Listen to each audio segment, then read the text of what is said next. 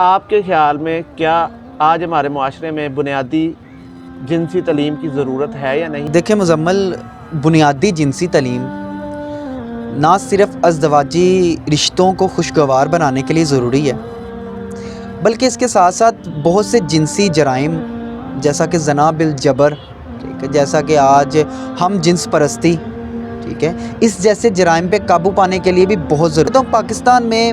ہر فرد کو بنیادی جنسی تعلیم، سیکس ایجوکیشن ملنی، قرآن و سنت کی روشنی میں، جدید سائنس کی تحقیق کی روشنی میں نہایت شائستگی سے ہر انسان کو، ہر فرد کو یہ تعلیم ملنی چاہیے۔ لیکن چونکہ ہمارے معاشرے میں اس کا کوئی پراپر نظام موجود نہیں ہے، تو اس کا فائدہ آپ کے نیم حکیم اٹھاتے ہیں، ٹھیک ہے نا، اور غیر معیاری کتب، ٹھیک ہے نا، جو نوجوان پڑھتے ہیں، ٹھیک ہے، اور جس کے بعد وہ اپنی زندگی کا ایک بہت بڑا سرمایہ اور محفوظ حصہ جو ہوتا ہے نا، اس کو نکارہ بنا لیتے ہیں۔ اس کی سب سے بڑی مثال میں آپ کو دوں، آج میں نے نوٹس کیا ہے کہ جس جگہ پہ آپ کے نوجوانوں کی آمد رفت زیادہ ہوتی ہے نا، وہاں پہ آپ کو ایک اشتہار بہت زیادہ ملتے ہیں مردانہ کمزوری کے، بہت زیادہ اشتہارات ملتے ہیں۔ لیکن مزے کی بات یہ ہے، میں آپ کو بتانا چاہوں گا یہاں پہ آپ کے پروگرام میں، کہ پوری میڈیکل سائنس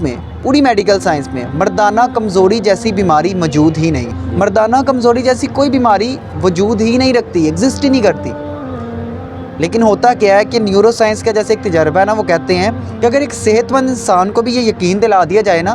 کہ اس انسان کو یہ خطرناک بیماری ہے، تو کچھ عرصے کے بعد وہ بیماری اس کو ہونے لگ جاتی ہے۔ اسی ٹیکنیک کا استعمال آج کے نیم حکیم کرتے ہیں،